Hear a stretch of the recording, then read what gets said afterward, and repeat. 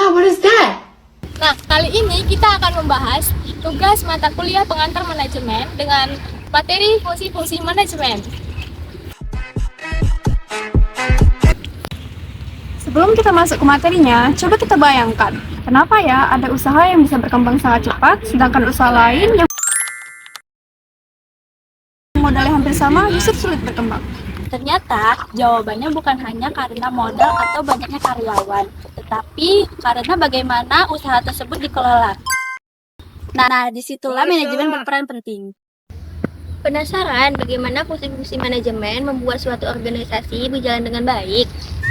Yuk simak penjelasan kami sampai selesai. Selamat menyaksikan. Okay.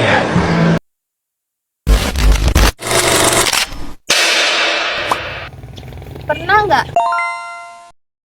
kalian bertanya, kenapa ada dua usaha dengan modal dan tenaga kerja yang sama, tetapi hasilnya sangat berbeda? Hah? Iya ke? Satu berkembang pesat, tetapi yang lain justru terhenti.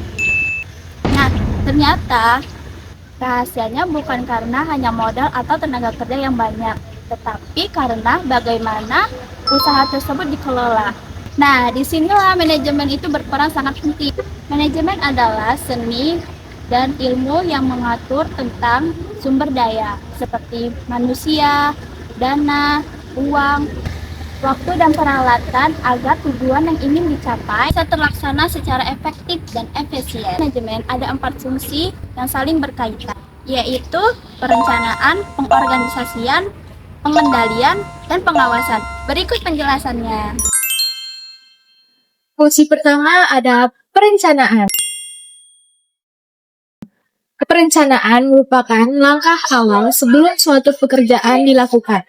Nah, pada tahap ini, kita akan menentukan tujuan, menyusun strategi, dan membuat langkah-langkah suatu pekerjaan. Menyiapkan semua kebutuhan agar pekerjaan berjalan dengan baik. Kalau tidak ada perencanaan, kita akan bekerja tanpa arah yang tidak jelas. Contohnya, sebuah perusahaan menetapkan target sebesar 500 juta rupiah untuk bulan depan. Susun jadwal proyek, hitung anggaran yang ditutup, dan menentukan strategi promosi yang akan dibutuhkan. Jadi, dapat disimpulkan, perencanaan menjadi dasar sebuah kegiatan manajemen. Selanjutnya adalah pengorganisasian atau organizing. Setelah rencana dibuat, langkah berikutnya adalah membagi pekerjaan agar semuanya berjalan dengan teratur. Setiap orang diberikan tugas dengan kemampuan dan tanggung jawabnya masing-masing. Dengan begitu, pekerjaan menjadi lebih terarah dan tidak saling tumpang tindih. Contohnya, perusahaan membentuk tim pemasaran, tim keuangan, dan tim produksi. Selain itu, perusahaan juga menentukan siapa yang menjadi pemimpin, membagi tugas sesuai keahlian, serta menyiapkan peralatan dan bahan yang diperlukan. Pengarahan atau pada tahap ini, seorang pemimpin tugas membimbing, mengarahkan, dan memberikan semangat kepada anggota tim agar kerja sama dengan baik. Karena sehebat apapun rencana yang dibuat, semuanya tidak akan berhasil kalau tidak ada yang menggerakkan dan memotivasi. Contohnya, pemimpin memberikan arahan yang benar, mengadakan rapat koordinasi, berikan penghargaan kepada karyawan yang berprestasi, serta membantu karyawan yang mengalami kesulitan. Fungsi yang terakhir adalah pengawasan atau kontrol.